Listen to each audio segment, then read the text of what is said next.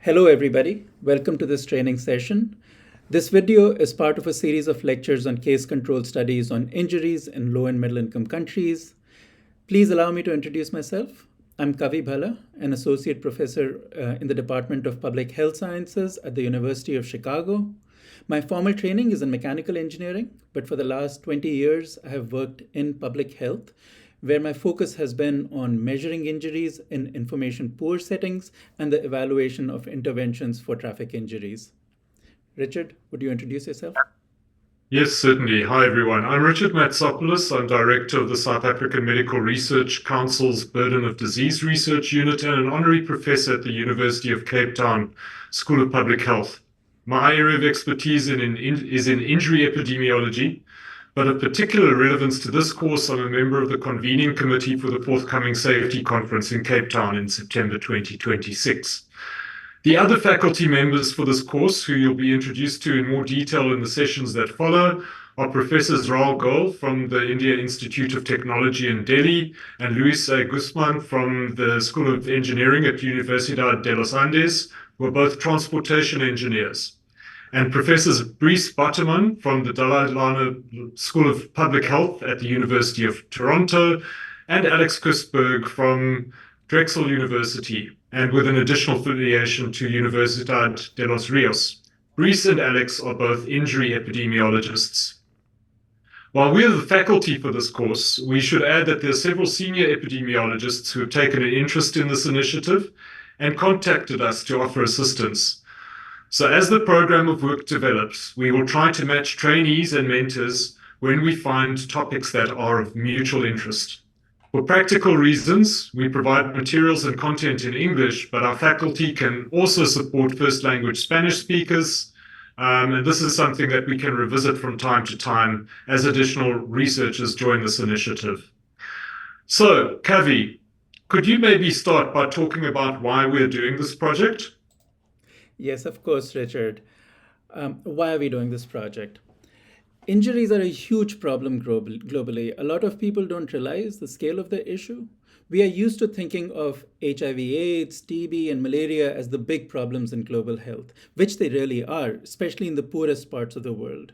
However, global deaths and disability, the net health loss from injuries today exceeds that from HIV/AIDS, TB, and malaria combined. This has not always been the case.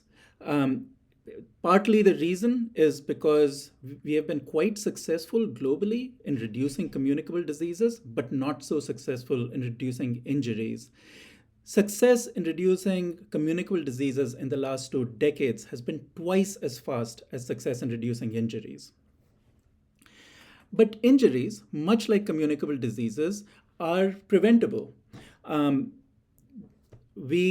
I can give you examples from my area of work, which is traffic injuries.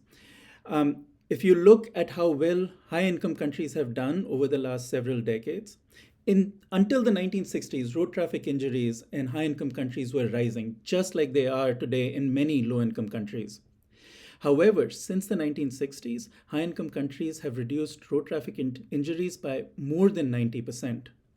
And they did this by identifying risk factors that were related with road design, with car design, identifying trauma care issues, identifying behavioral issues, designing interventions for these issues, conducting small experiments, testing to see how well these interventions worked, and then what worked was scaled up. High income countries took an evidence based approach, a data based approach to understand the risk factors and address the problem. Low and middle income countries today have not been successful in doing that.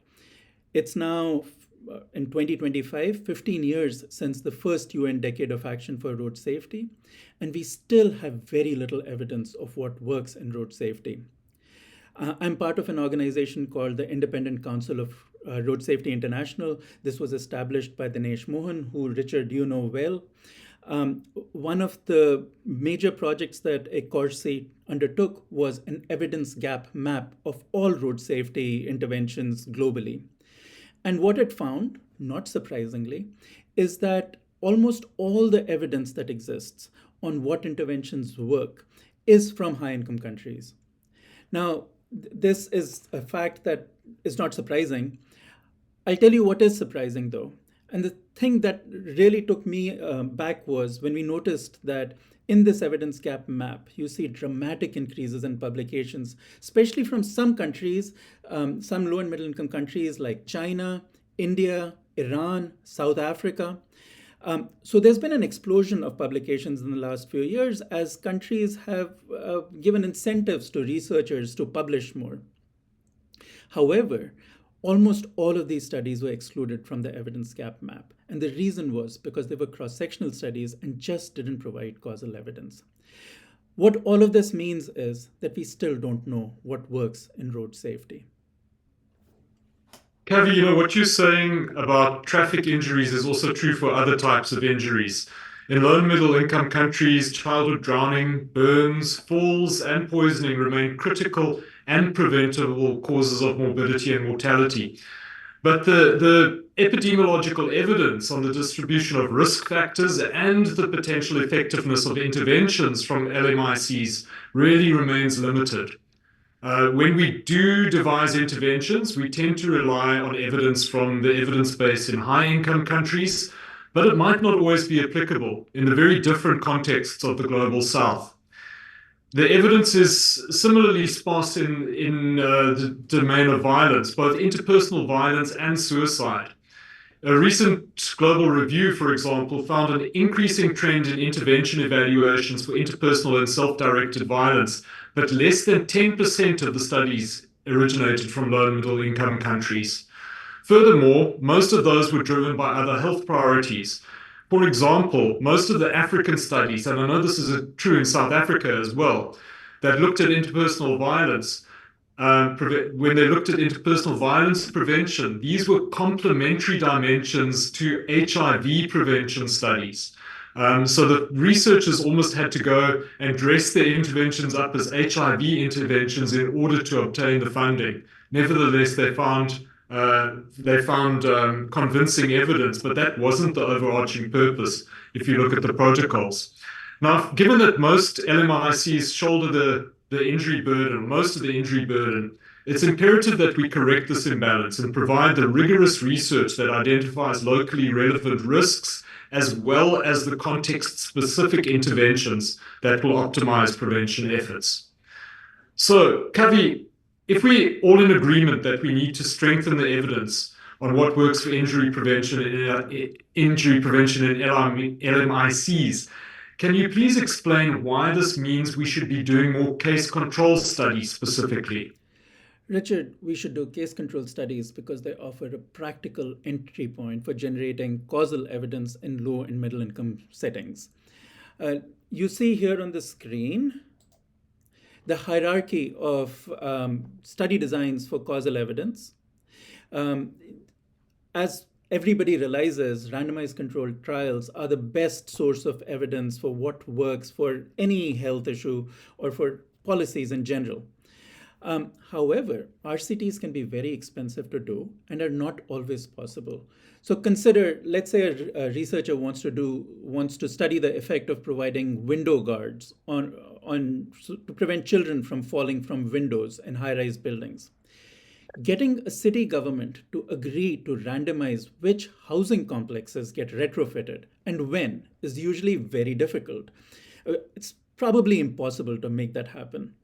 So researchers would typically turn to weaker study designs like evaluating a natural experiment or assessing outcomes in a cohort that is being followed. In this hierarchy of evidence for causal inference, case control studies sit at the bottom of the hierarchy, but they still provide causal inference evidence. Today, most studies of injury risks in LMICs are cross-sectional studies that use injury surveillance data but provide no causal evidence. Thus, most systematic reviews wouldn't even consider a cross-sectional study.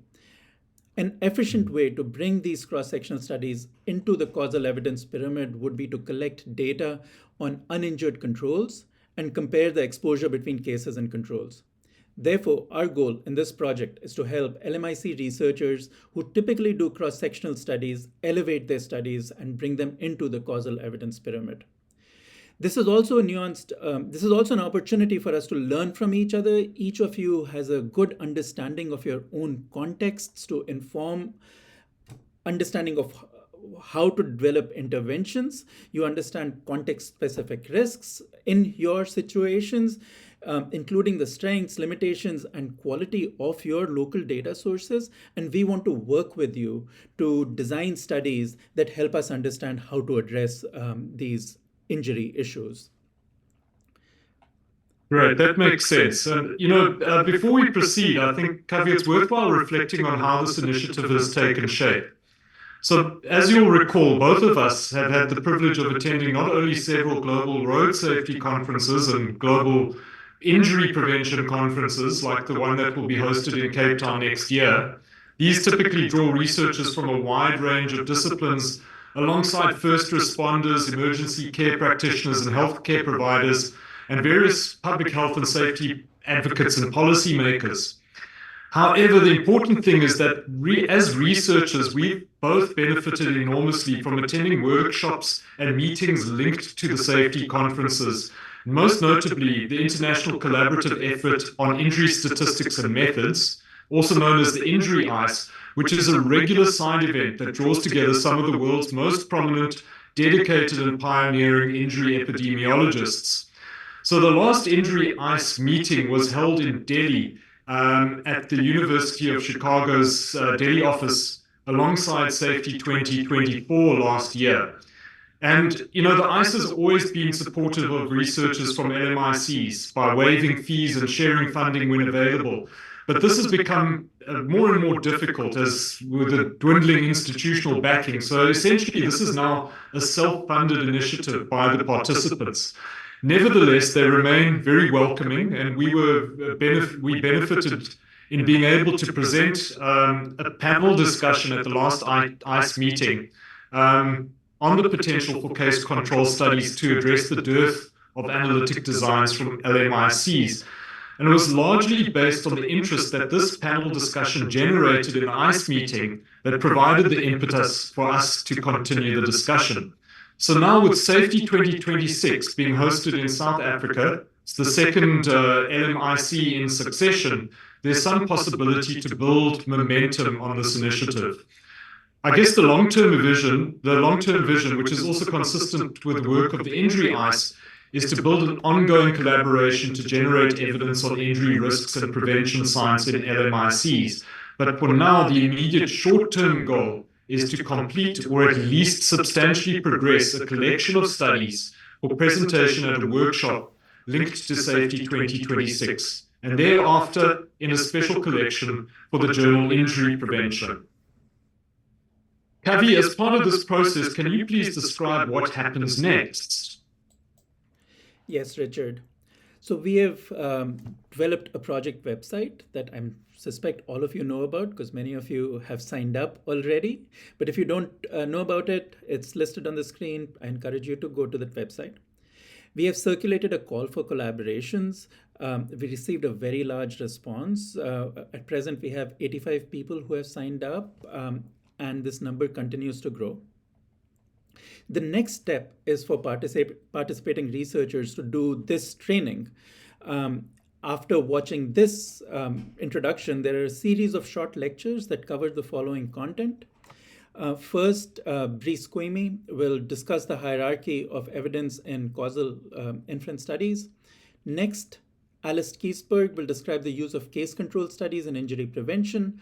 This will be followed by Rahul Goyal describing how these methods can be applied in LMIC contexts. And finally, there will be selected case studies for you to look at. What happens after this training is that the training concludes with a homework assignment for you to do and submit to us. This homework will focus on developing a short protocol for the case control study that you want to do. Next, we will host online workshops where small groups of us will work together to review your projects and assess their feasibility. It is important that we understand that many projects may not go beyond this stage because it may be that the available data sources cannot provide the information needed about cases, or that collecting data on controls is impossible with the resources that you may have available to you. For studies that will continue to the next stage, we will arrange regular meetings between us and the researchers leading these projects. These will happen over Zoom and or as in-person meetings in Bogota, Delhi, Cape Town, or Kampala. As we approach the Safety 2026 conference, we will support you in developing your presentations and then support you in developing your manuscripts for publication. Richard, would you talk a little bit about funding now? Yes, for sure. At the moment, we have funding that Kavi was able to get from the University of Chicago to support the travel of 9 researchers from low and middle income countries to Safety 2026 in Cape Town next year. But in addition to that, we are actively looking for funding to support a workshop at the conference as a side event. If we're successful in obtaining that funding locally in South Africa as complementary funding, we would like to expand the program further. This may mean funding additional South African or African researchers to attend the Safety 2026 training event, or to support additional mentors and faculty to support the trainees. We recognize that at this stage, with late entrants included in the program, they will be at very different stages of development from the original intake. But the intention is for this training not to just terminate in Safety 2026, but to extend into further cycles. So those case control studies are ones that we would see developing beyond the safety conference. A call to all of you, if you know of other resources that you think we could leverage to support this initiative, then please do email us. We'd like to follow up on those. Travel is, of course, not the only thing that needs funding. The main costs of doing case control studies have to do with data collection, salaries, and other research-related expenses. As part of the funding we have obtained, we do not have dedicated funding to support these research activities. We also do not have funding to support our own salaries. However, we are all professors at universities and research institutes, and training researchers is part of our job. So this project is intended for researchers who are in position to benefit from such training and have the resources to do the projects. Most of you who have signed up are either graduate students or early career researchers who already have the ability to collect data and dedicated time for analysis. If we can help raise funding for your work, we're happy to provide help. For example, if there's a fellowship you can apply to, we're more than willing to write a letter of support for your application. We look forward to working with all of you, and I encourage you all now to do the rest of the training by watching the rest of these videos. Thank you, everybody.